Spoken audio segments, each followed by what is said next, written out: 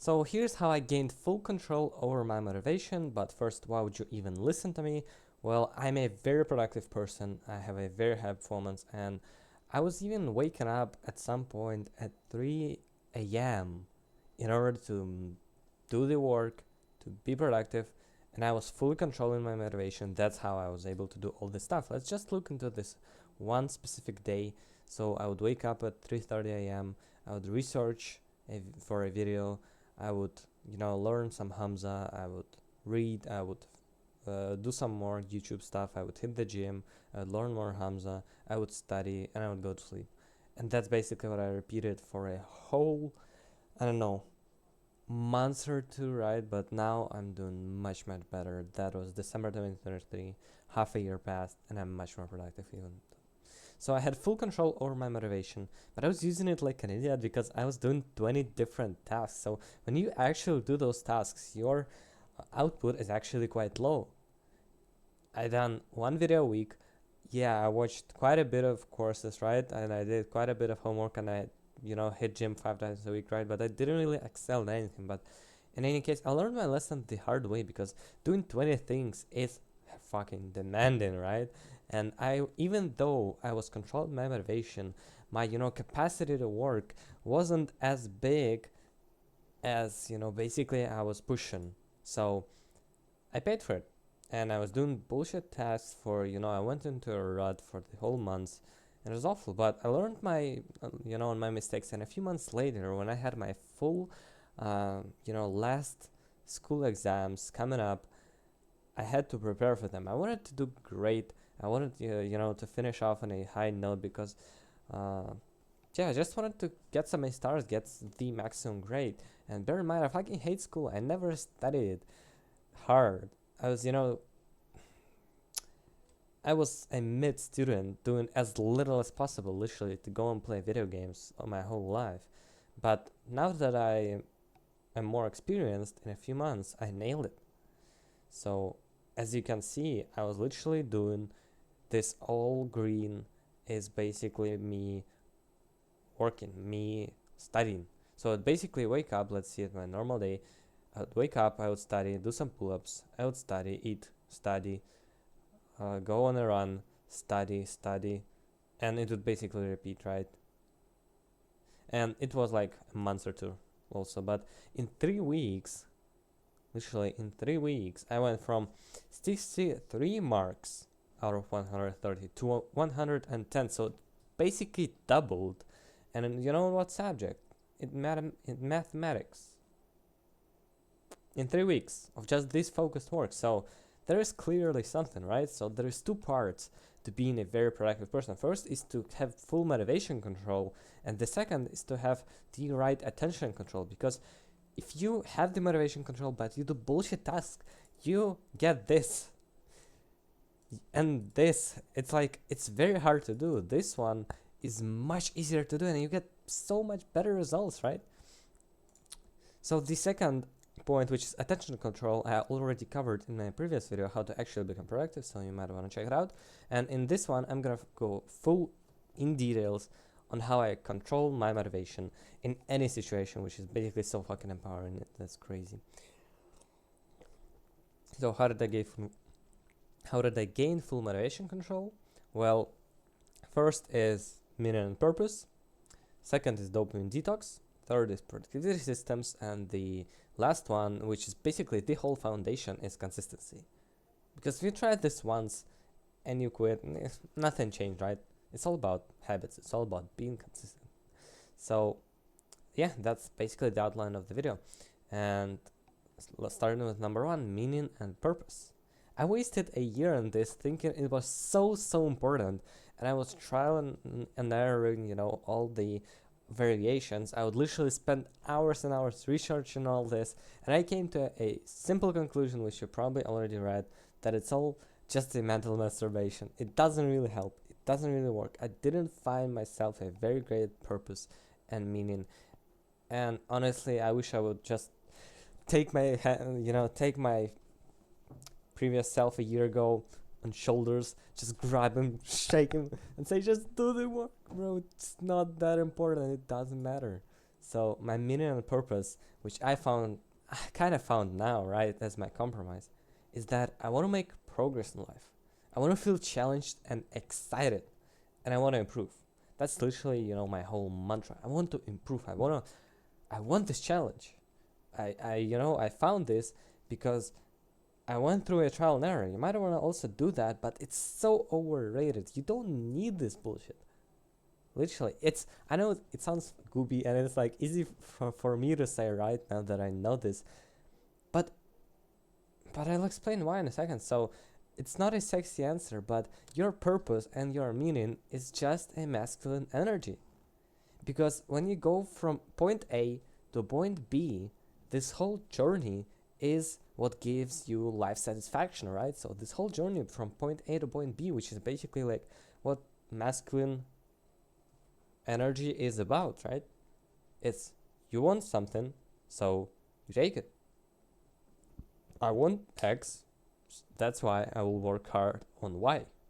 That's literally all you need. And you can paste instead of X literally any project, anything you want. Like, I want money, that's why I will work hard on my business. I want fame, that's why I will work hard on, making YouTube videos. I want good grades, that's why I will work hard on, studying on my most important tasks and studies. And that's literally how it works. You want something, you become dissatisfied because you don't have it, and that's your motivation, that's your meaning. It doesn't have to be much better than this. Yes, you might get some slight motivation boost, but if you don't do the work, you're just procrastinating like a stupid idiot. I wish I didn't have this trial and error. I wish I would just go for it. Because you discover this whole meaning and purpose and you become left satisfied, and you find this whole motivation when you do the thing, not when you think about doing the thing. It's only after that you realize, oh yeah, that's actually meaningful. But after you already recorded the video, I'm hoping if I can save just one person from this, I'm already very happy with that. So I need you to be absolutely convinced that you want X though, because when hard times come, you will see if you really want it. I wanted some big project. I wanted, 1 year or 2 years in my self-improvement. I wanted, to show for it. I didn't want to do just self-improvement habits. That's why I decided, okay, everyone around me is doing money, is making money, and they're saying it's good, so I'm probably gonna make money, And I figured out, yeah, I'm gonna do business, and yeah, the top absolute notch meta of this time is YouTube. So I'm gonna do YouTube. And 1 year in, I absolutely know for a fact, yes, I am doing YouTube. I won't quit. And I learned it through the hard times. I learned it through repetition, through consistency. We'll get into that a bit later, but you need to be absolutely convinced. So in order to do that, in order to convince yourself, it's basically all about repetition. I'm convinced that I'm doing YouTube. I'm not gonna quit. That I am a YouTuber. It's part of my personality because I went through hundreds of small pieces of evidence, and I wrote hundreds of reasons myself on why I want to be a YouTuber. So actionable step for you is write 15 reasons why you want X. Yes, 15, and you will have to do this multiple times in order to really want this. So do it on paper and stick it to your wall, PC or desktop, so you see it basically almost every single day. You look at it, you read through it, and you want it even more. Because that's how you become dissatisfied, and that's how you gain motivation, meaning, and purpose. Quantity over quality, because you need hundreds of reasons to do the thing and repeat it over and over again instead of just one or two good reasons. Like, yeah, quality might be good. It might be reversed, right? There's always this concept of, opposite advice. But most of us don't really have that. I don't have my family member dying or I'm in absolute poverty, in absolute slums. No. I have, my family is kind of an average earner, maybe a bit like her, but it's not like I need the money to survive. I don't have a grand purpose. So you just write 100 reasons why you want this. Small reasons. If you have the one, the two, the three, like great reasons, okay, write them too. Make them, highlighted or something. But you still gotta do 100 reasons because repetition makes you believe. So why I want to improve myself, which is basically what I said here on my purpose. I want to improve myself. That's my meaning and purpose of doing the hard work, of being productive, of doing anything in my life really. So because I want to feel the excitement of a challenge, because I don't want to be average, because I hate my previous lifestyle, mindless consumption, because I want to retire my parents, I want to have a total freedom of options, because I want to change this world for the better, because I want to feel good, etc. It's all those small reasons. These are just my examples, right? So figure out your why. What do I need to do to improve myself? That's the question you gotta ask, because if I want to improve myself, I just need to make YouTube videos, read books, and be productive. That's the second part of this actionable step. Once you wrote down 15 reasons why you want it, what do I need to do this? What do I need to do to accomplish basically X, right? Write it and do the thing. So the second part is dopamine detox once you completed the actionable steps, right? So if you do Y, you achieve X. So if you do more Y, you can achieve X faster and better, right? So how can you do more of Y? Make it fun. And that's basically the whole point of this dopamine detox. People tend to overcomplicate this stuff, make it into like whole protocols, but the concept in reality might sound complicated, but when you hear it quite a few times, it's quite intuitive to you. So, and you can make anything fun, really anything, because fun is absolutely relative. That's one of the most important concepts of dopamine detox to understand, that fun is relative. If you're in an empty room, absolutely empty, nothing, literally, when the rooms are where psychopaths are held, and you got a phone and a book, you're gonna pick up a phone, right? You might be, shocked for a few minutes, but you will pick a phone, right? So if you delete the phone from this room, if you just get it out and you just got a book, yeah, you might, do some mindless stuff, I don't know, go to sleep or something, but you will pick up a book eventually, because that's the most fun thing. So fun is relative. And our brain always picks what's most fun.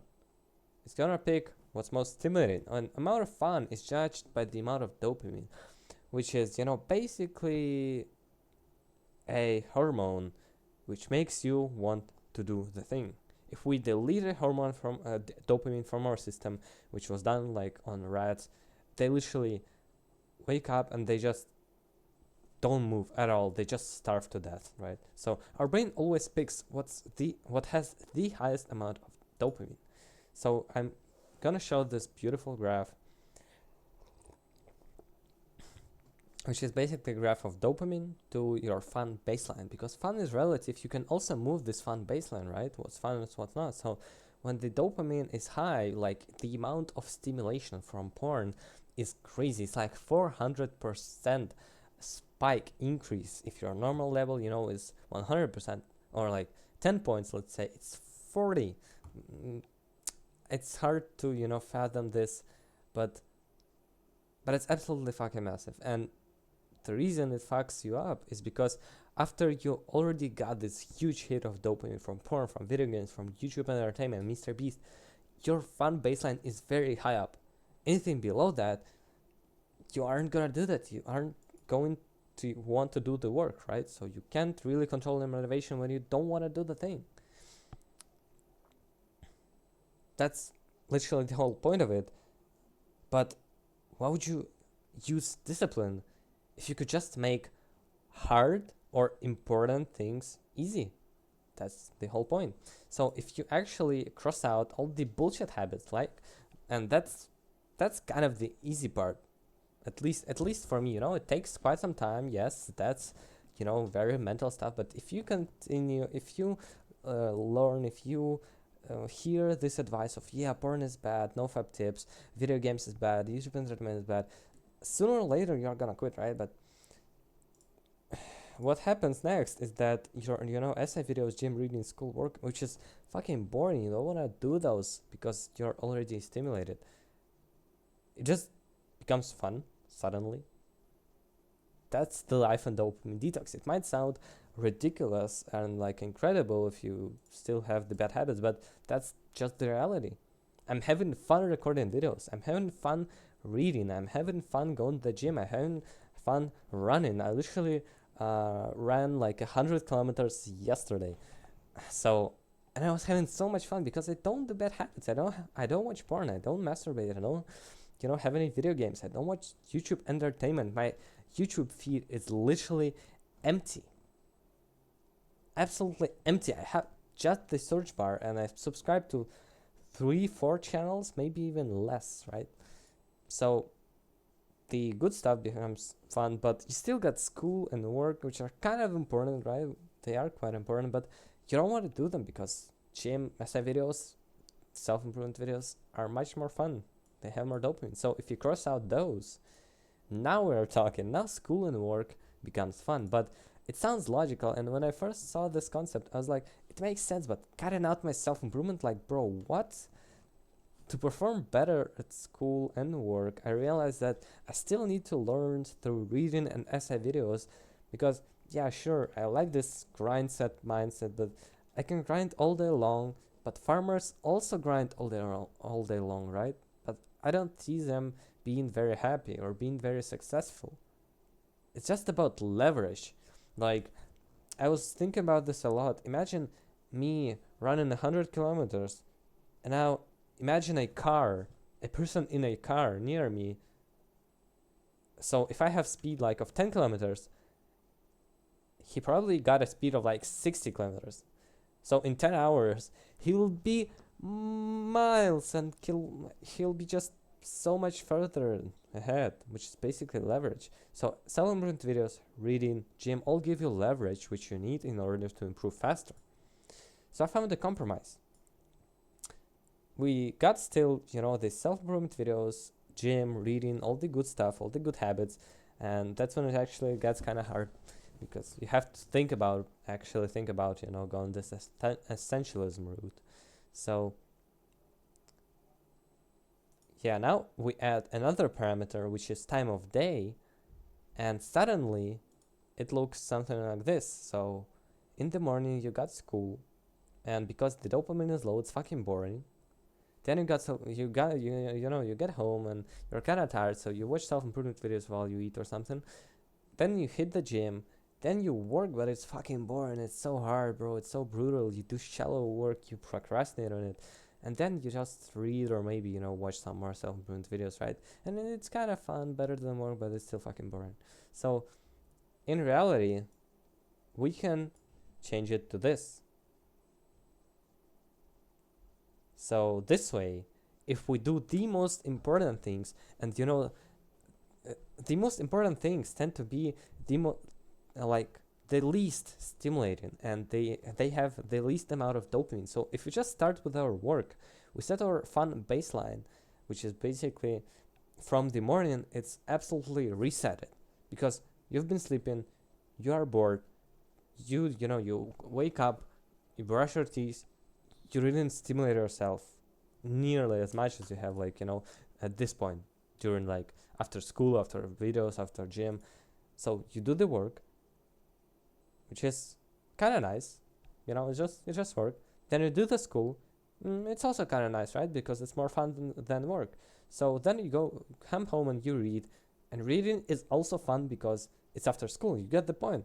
And at the end of the day, you do most fun things, or just don't do them. Why the fuck would you watch self-improvement videos if you don't take action in it, right? So just don't watch self-improvement videos, honestly.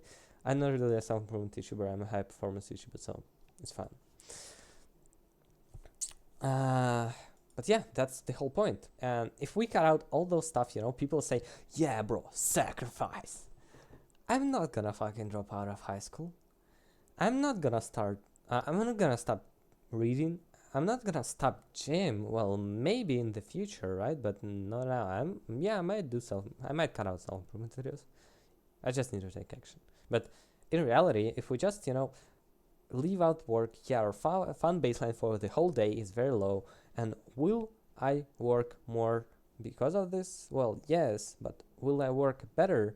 No. because now I don't have my health because I don't have the gym. I don't have my leverage because I don't learn. I don't, go to school, so my parents are mad at me and we have arguments, and so it's not worth it. So this is a compromise. Try to replicate this one. You just wake up, and actionable step is to first get rid of all the bullshit habits, BS habits. That's what I call them. Doing this stuff. It just doesn't make sense to me. Why would you self-harm yourself? Why would you self-harm your motivation for some stupid reasons? Go watch like porn, video games, and YouTube are the main addictions I personally had. I personally struggled with, maybe not video games because I replaced them with self-improvement videos, but porn, YouTube, bro, that's so hard. So, and anime was also a big one. And just get rid of those things and your motivation will suddenly be like this. Everything will be fun and you will be doing the most important things, which is amazing, right? And the second thing is plan to do MITs in the morning. To get to this point, you gotta actually do the work in the morning. You gotta do school in the morning.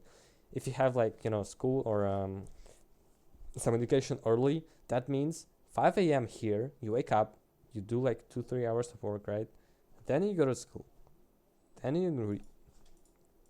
So that's the actionable step. The third part is to eliminate procrastination. Okay, never mind. Make it easy to do the thing, which is basically how you eliminate procrastination. I have productivity tactics there, but I changed it to eliminate procrastination because all productivity tactics essentially are targeted just to make it easy to do the thing and to eliminate procrastination. Like, that's the main constraint I can think of. So step 1 is to break it down. Step 2 is to start small, and step 3 is to carry the momentum. Step 1, break it down. Procrastination is all about fear response. It's just an emotion because you fear the big task ahead of you. You got this great assignment, you got this video that you gotta spend 50 hours on. Oh no! But when you break the big task down to 100 small steps, it seems much more manageable. It's easy. So when I was running, I would always think about it this way. Okay, I might just split this 100 kilometers into 1 kilometer. I might just, I don't need to run 30, 50 kilometers more. I just need to run to the next station. I just need those 5 kilometers. I just need, to run to that point, and then I'll take a break. So you just break it down into manageable pieces. And the second step is to start small. Just do the smallest first step. Open up the thing, read through it, edit some words, start a new section. That's literally how I completed this presentation. I was kind of fearful of it because I'm not used to, giving up so much value and, putting in so much work, so much thought into this. And I was bitching out, honestly, for some time. It wasn't like too much, but 1 hour, right? And I just opened up the slides. I said to myself, okay, I'm gonna do this. I finished all the tasks I needed to finish in the morning. I'm gonna open this up. Okay, I read the the dopamine detox slide, and I'm like, okay, I edited some words, and then I started a new section, and suddenly, bam, I'm already doing the thing. I'm already smashing my work, and I did it for 2 more hours. So that's great. I walked literally 100 kilometers yesterday, and you know how? One step at a time. That's literally all it took me. I was just one step at a time. I didn't have any other things. I was afraid of walking 55 more kilometers, but I just said to myself, okay, I just need to get to the next station. I already told that, right? So in the end, I was like, oh no, I got 10 more kilometers to work. My feet fucking hurt, I got, sunburns on my skin. I got, I don't know, dehydration. My stomach aches, all these problems. But then I was like, okay, I will take a little break in 1 kilometer. When I get, to that bridge, when I get to that point, when I get to that tree, that's how I did it. I just started small. And step 3 is to carry on the momentum. When you already started doing the thing, well, just just carry on it. Why would you stop if you get, or like get yourself distracted or switch the tasks randomly? Because now that you already have the momentum, just do the fucking thing. You know, the hardest part is to start. So if you actually start, well, great, continue doing this. So the fourth step is consistency. This one I just wanted to remember. When you fear the thing, when you procrastinate on the thing, okay, just, grab your balls, locate them, grab them, and say, okay, I'm just gonna break it down into easy steps. I'm gonna start with small, easy, manageable thing, and I'm just gonna carry on, because 5-10 minutes and even a few minutes in, it's already easy. I'm already doing it. I'm already, kind of enjoying it, kind of in a mood, kind of in a flow. So I love this also quote. I've not written it down here, but it's basically, you enjoy the thing when you do the thing, not before or after. So yeah, it's not really that quote, but that's the main point. So the fourth point is consistency, obviously, but nobody talks why it helps. I heard it multiple times. I talk about it myself, but no one else literally talks why. And I give it some thought because it changes your identity. So the rubber band analogy is that basically we're trying to do, those self-improvement habits, but we got this core identity of who we are and who we think we are. And by watching, self-improvement videos or reading, we kind of expand this rubber, but then we it's hard. It's very hard to do the good habits for a long time, and then just snaps back. And people do this for years. They're trying to do this, and it's just stupid because smart people understand that in order to get to this point, to do all the good habits, you need to move this. And what's this? What's this core? That's your identity. So that's literally, the consistency thing can be summarized into identity change. Simple, and yet very powerful. In reality, all these consistency tactics enable you to do the thing you want to do in any situation.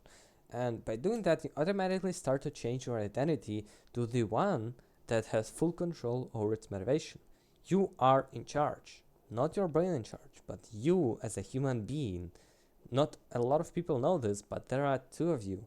There is your brain that is, supposed to preserve your energy, that is supposed to survive, and there is yourself, a human being that decides, okay, I'm gonna do the hard work, even when I don't feel like it, because I want, the goals. So the one part of you is adapted, and it's a human being. It's like, I call it a human, right, in me.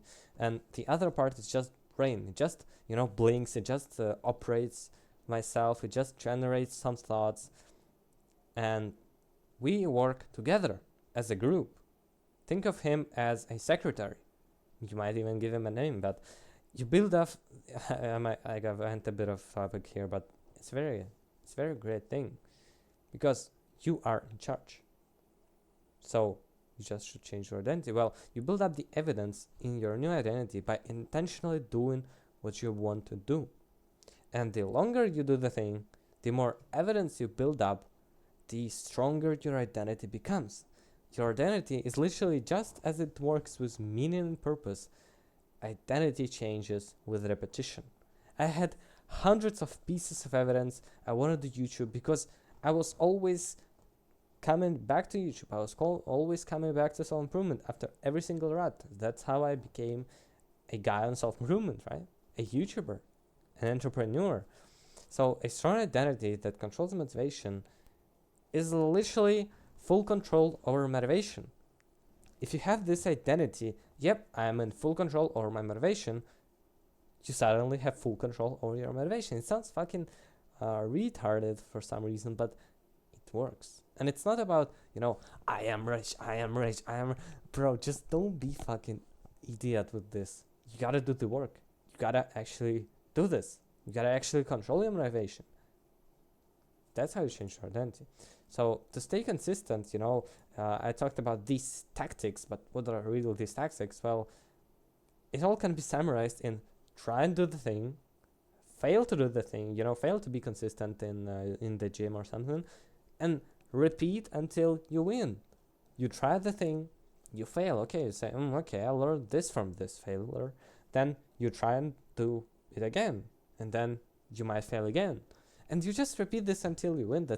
That's so easy, bro. And it's all about the mindset, really. Consistency is in your head. I'm not gonna talk about this here, but that's all in your head. I literally saw people quitting, even though it wasn't too hard to run slash walk 100 kilometers, but they just have this weak mindset of like, oh, my legs hurt, so I better quit. And like, okay, but that's the point, isn't it?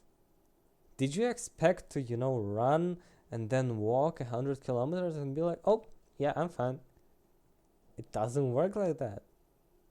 You gotta stay consistent with every step. You gotta keep up the consistent pace. So that's how you win. So I literally, talked about the 4 sections here. Let me find this. The meaning and purpose, dopamine detox, productivity systems, which is basically how to tackle procrastination, and staying consistent of that. Because if you don't do the thing, if you aren't staying consistent with it, if you don't change, if you don't do the thing, you don't change. You didn't gain full motivation control if you try to do this one day and then you just quit. So that's the thing.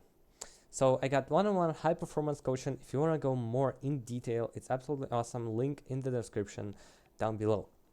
I wish you the best. Improve.